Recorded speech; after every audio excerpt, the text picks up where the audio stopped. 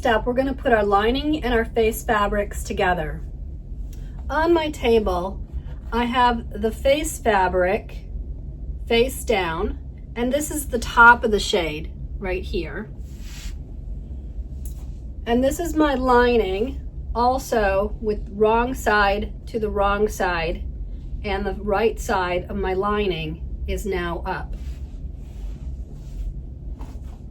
Because we've cut our printed face fabric to length and we've left 8 inches for our bottom hem, we can turn up 8 inches from our bottom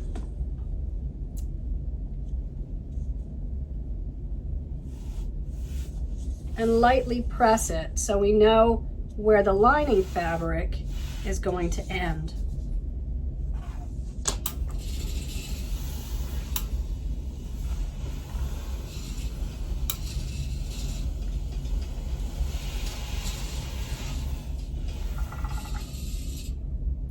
So this press is going to now become the bottom of our shade. But I'm going to open it up. I'm going to align the lining fabric so that it's right at that fold. And I'm going to make sure that I've got 3 inches on either end for my hem. Sometimes I'll use pins to mark where the 3 inches are.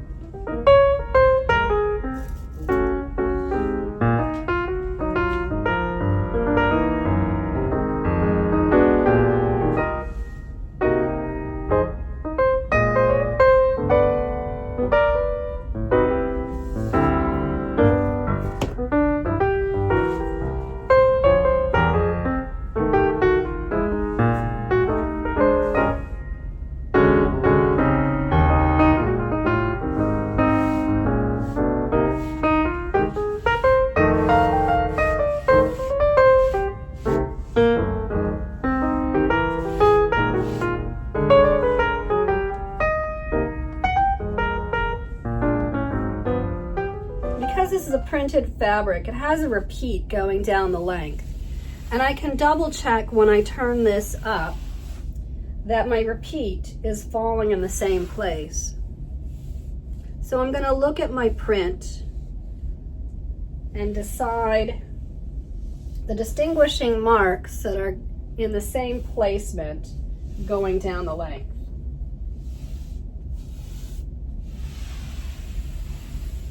Finger press.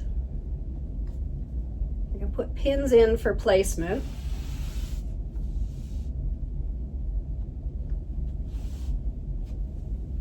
And then on the other side, I can do the same.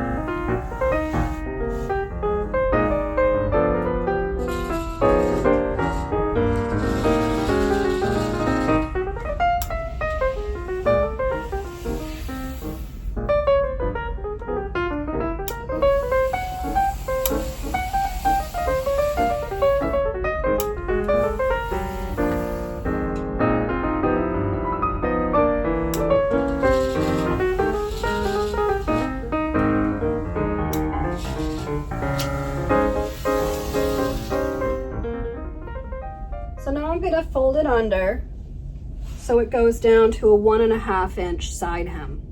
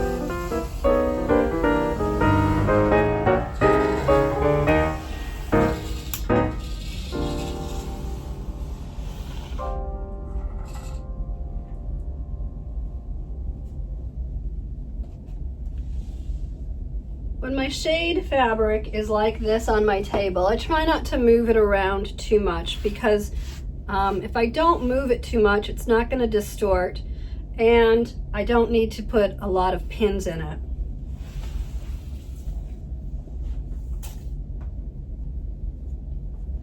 So after this step of pressing down the side hems, we're going to whip stitch closed each side hem. I like to use a long needle with a large eye, and I also like to use a long amount of thread when I'm hand stitching.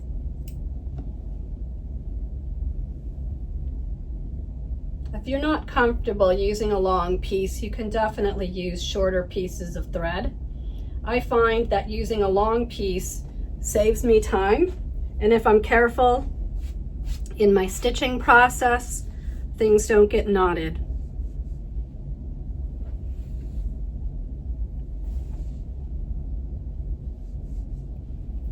So I start at the top, and I'm going to take a little bite of the lining and a little bite of the face fabric. My stitches are going to be quite wide. They might be a 1/2 inch to a 3/4 length. I'm not taking a bite into the face fabric on the front. I'm only going through the lining and the side hem on this step.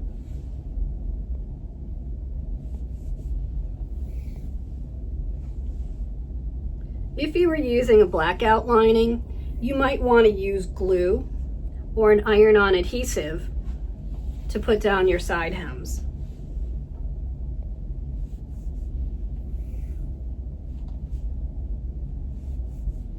Sometimes I'll use my thumb to keep a large loop and pull the fabric almost like a pulley system. That'll help keep the thread in a smaller space, even though I have a really long length of thread.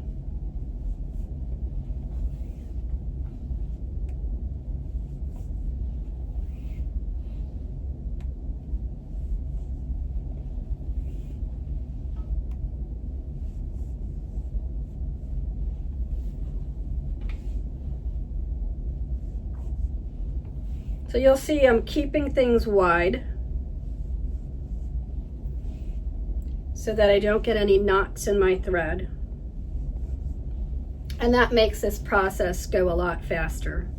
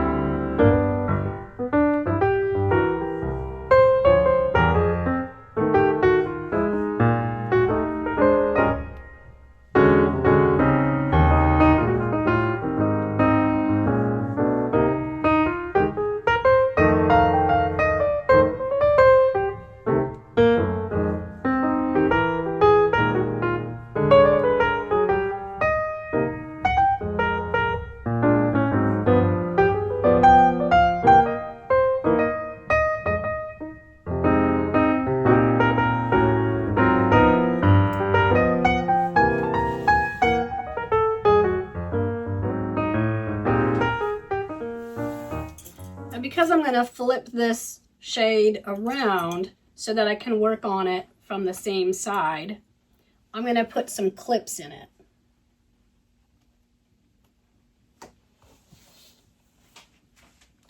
Normally when I'm working on shades on my table, if they're narrower than the width of my table, I would be working on this side, stitch up one side, and I would simply shift the shade over to work down the length on the other side.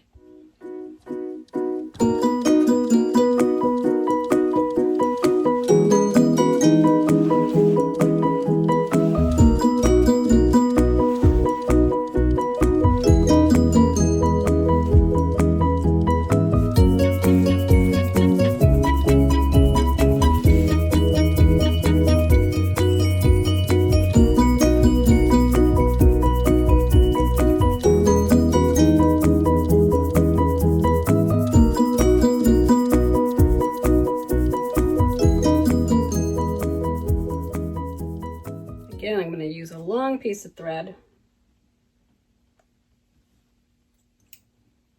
And I'm going to be careful not to get it knotted.